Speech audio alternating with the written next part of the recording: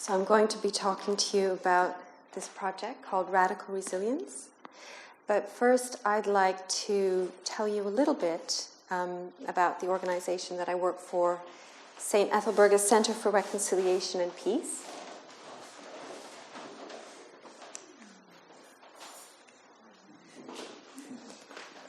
So here you can see the building that we call home, which is this tiny reconstructed church. This is on Bishopsgate in the middle of the city of London, not far from Liverpool Street. And if you can imagine, absolutely towering skyscrapers, right, all around. If you look up, you have to crane your head like that to see the top of them. So this building where I work is full of stories. And I'd like to tell you 4 stories that are very special and important to us. So we know that this ground, this small patch of ground, has been consecrated ground for at least the last 800 years, which is when we know that the first church structure was built here. But because many churches were built on sites that were already dedicated to pagan worship, we sometimes imagine that this has been held as holy ground for much longer into the historic past than 800 years. And this is a story that we hold to because it tells us something about the power of protecting sacred space. This place has remembered its sacred purpose for 800 years and more. In 1993, parked across the street in a lorry was a bomb, an IRA bomb, whose target was the city institutions that surround the church. When it went off, the church was destroyed as collateral damage in that bombing. But from within that rubble and that destruction came the seed of a new vision. Not another church, but a center for peace and reconciliation, where people of all faiths and none, people who had conflicts with one another, could come together in a spirit of humanity and peace to speak to each other. And so this is a really important story to us because it tells us that even when we're standing in the dust and the ashes of everything we've known and loved, that there is an opportunity, there's a potential for regeneration. Behind this building, there's a beautiful courtyard garden. I hope you come and visit it one day. And beyond the garden, there's a Bedouin tent. This was donated to us by a Muslim benefactor following 9/11 and 7/7.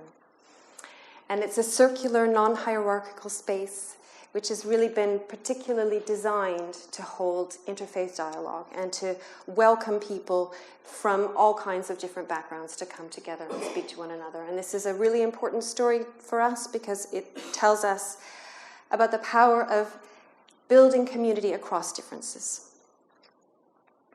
And then the last story, which is my favorite one,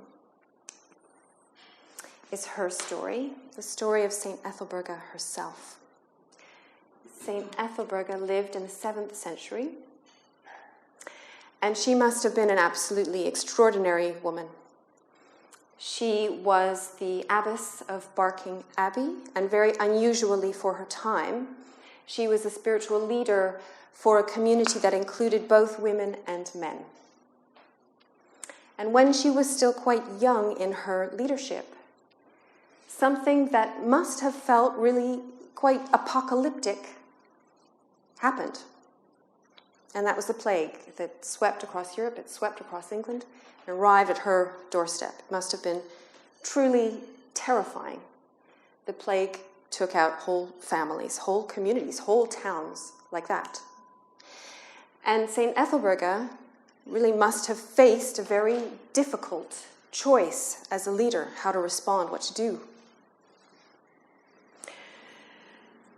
Whether she should, and it must have been very tempting, as many monastic communities did, to close the doors and withdraw and to protect their spiritual practices and their spiritual knowledge, or whether to open the doors and to go out and to serve the victims of the plague.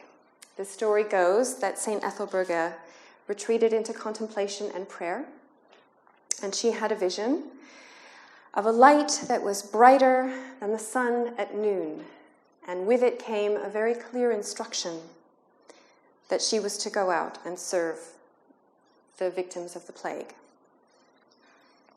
And so this is a story that speaks to the resilience and the courage that it takes to look within for the voice of the divine, to listen, and to walk that instruction out into life, even when it can cost you everything. So those are our 4 core values at St. Ethelburgas, and they frame all of the work that we do. And in a minute, I'm going to tell you about the Radical Resilience Project. But before I do that, I'd like to share with you a really simple embodied prayer practice that we sometimes use. And if prayer doesn't really mean anything for you, you could think of this not as prayer, but simply as an opportunity to occupy certain inner and outer attitudinal positions and see how they feel. So this practice is based on the Julian of Norwich embodied prayer practice.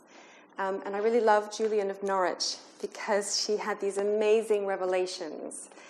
And she had this revelation when she held an acorn in her hands. Maybe some of you know this. And she said, "In this is all that is." She had a revelation of the divine alive within creation. And this is actually the first position in the embodied prayer practice. So I invite everyone to stand up, please.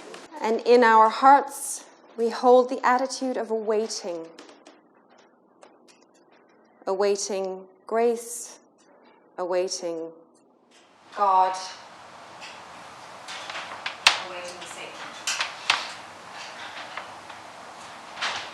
In the second attitude, we hold our arms up like this. And we are allowing. And we hold the inner attitude of allowing.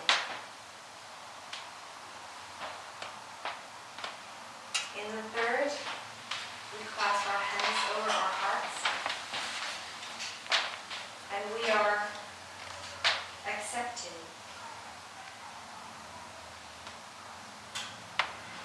And in the fourth position, we hold our hands out to those near us. And we are attending. So the program is based on the premise that ecological and social collapse are already underway. And that there is an urgent need to cultivate the skills and competencies of resiliency, both inwardly and outwardly, in ourselves as individuals and in our communities, to face what is already unfolding and what will continue to unfold. The program was inspired by, in part by the deep adaptation paper that was published by Jem Bendell. Can I ask who is familiar with deep adaptation? And who has never heard of deep adaptation? Okay. So Jem Bendell was a professor, he is a professor of sustainability in business at Cumbria University. And he had been he'd been active in the field of sustainability advocacy for his whole career, 20 years. In 2017, he took time out, he took a sabbatical to review all of the existing climate science, and he wrote a paper about his conclusions. His conclusion was basically that we're far further down the road of climate collapse than anyone was really willing to say openly in the fields in which he was working. although many people knew this to be the case. And one of the things he talks about in the paper is the reasons for this failure to tell the truth. And so the paper, the conclusion that he draws is that the model that was then very prevalent in those fields of trying to stop or prevent climate change was now redundant, and that there was an urgent need to move to a model that looked at adaptation and mitigation to the catastrophic impacts of climate emergency, which are now inevitable and locked in. And in order to, he saw a very urgent need for people to be able to have conversations that allowed them to face the unfaceable, which is what this is. And so he created a framework which is called the 4 R's. And the 4 R's are, and I always forget one, the 4 R's are reconciliation, relinquishment, resilience, and restoration. It's a very simple framework. And so obviously our program is looking at this R of resiliency, but a lot of our work takes inspiration from the model of deep adaptation. And I'll just say a few things about what resiliency means to us. Just 3 things that I would like to highlight. One is that for us, resiliency starts with facing the truth and doing it together. There's something very important about forming communities of truth-telling and engaging with truth-telling as an active practice. We can't know what we need to cultivate resilience for unless we're looking really honestly at the truth. The second sort of defining quality of our concept of resilience is that it's values-based. We think that the strongest thing in us that we have to draw on, both in terms of rooting us in our deepest strength and also in guiding our way and guiding our steps in what we need to do next, is our values. And the third thing that it's worth saying about our model of resilience is that it's radically relational. We see resiliency as being fundamentally relational. I can't be resilient if you are not resilient. That resiliency starts in the spaces in between us, and also that we're called to radically reimagine our concept of human belonging. Because while the scenario that the deep adaptation paper mapped out in such vivid detail was one that is facing us in Western countries very urgently, Jem Bendell predicts that we'll be facing social collapse within 10 years. This is a lived reality for many people around the world already. And so climate justice is a really important part of our work of resilience. And we think we here in the West can't begin to consider what's going to make us more resilient if we're not also, and in the same breath, asking how can we cultivate and support the resiliency of other people who are standing on the front line of climate change now? And how can we also ensure that the conversations we're having about our resiliency here include everyone in our community and not just some people in our community? So finding ways of ensuring that all of our conversations about resiliency are diverse and inclusive is very important to us. So there are 2 strands to the project. Oh, and this is one of them. This is one of them. So the 2 strands to our project are we have a speaker series, and that we had our first speaker event on the 10th of January, with Skeena Rother, who's a co-founder of Extinction Rebellion, and Justine Huxley, who's our CEO, and Tony Spencer, who's worked very closely with Jem Bendell talking about deep adaptation. And we have another 3 more very exciting speaker events with different speakers talking about different facets of the theme. I can tell you more about that, and please, everyone, do come and join us for that. And this is the second strand of our project, which is a leadership training course that we're running over 5 months with this absolutely gorgeous, amazing group of leaders that I feel so privileged to be working alongside. And they are, and the program will see them cultivating their own ideas about what resiliency is, but also crucially developing projects that cultivate resilience in their own contexts as well.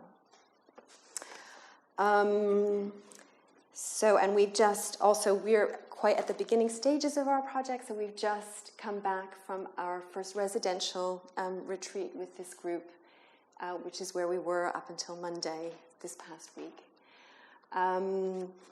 So, yes. And just to say a few things about the response. There's been an absolutely huge response to our offering. We literally had to bring our garden furniture into the main space to accommodate all of the people who wanted to come to hear this conversation about deep adaptation. We had about 200 expressions of interest in this training program and 55 applications. For a group, we were able to accept 16 people. And as sometimes magically happen when the stars align and serendipitous events bring people together, I actually have some of my participants in the audience today, totally unexpectedly. And rather than me, I was going to read you some quotes from feedback forums, but I think it would actually be a lot nicer for you to hear from one of our participants what her experience of this program has been so far. So, Serena Kaya, if you'd like to. Honestly, seeing this photo brings me like so much happiness. Last weekend was a beautiful space, and that's thanks to Claire for holding that space. And to share, I'm still kind of processing and making sense of what happened in that weekend when we were going through the model. And I think when we were concluding, the way that someone described it was brimful, when we kind of arrived feeling quite hollow. I've been settling with the feelings of climate breakdown for quite some time now. And when we were finishing, I could share that I felt like whole in the past, present, and the future. And it was that sense of timelessness that was so beautiful, to know that we all held each other in the space. And I don't know, this is the only way that I can talk about it. It was really emotionally enriching, honestly. So thank you, Claire.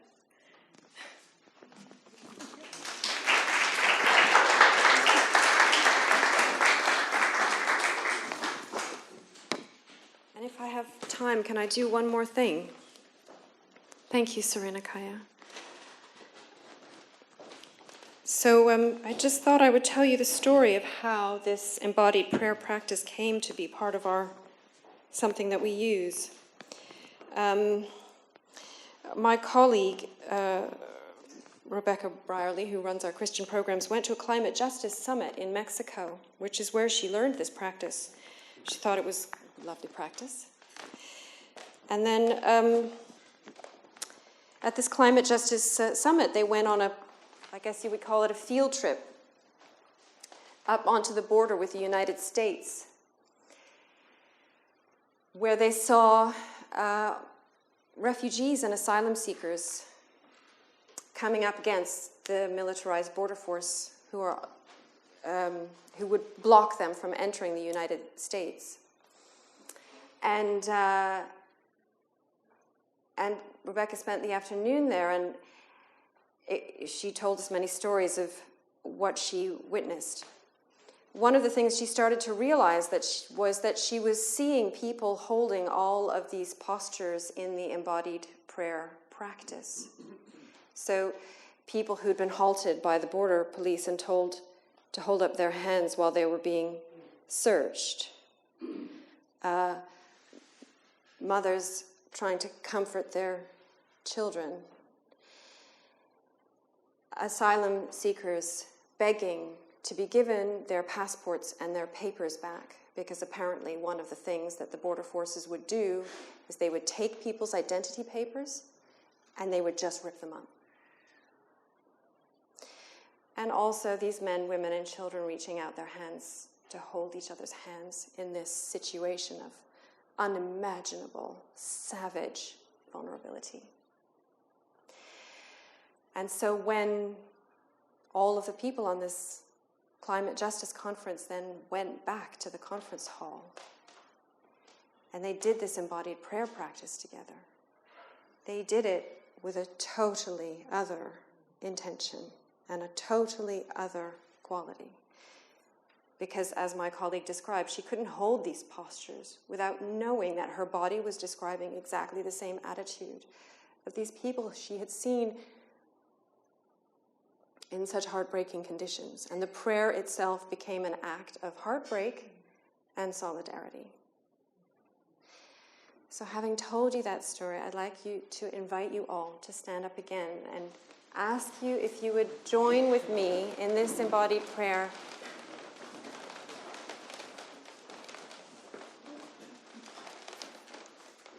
And if we could pray together for all of those in our world who are landless, who are displaced, who are vulnerable. So we are waiting.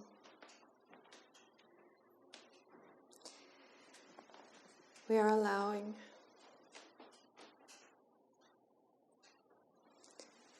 We are accepting.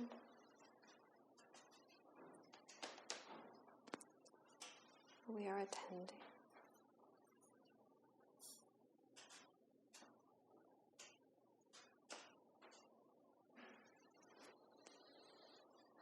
Thank you.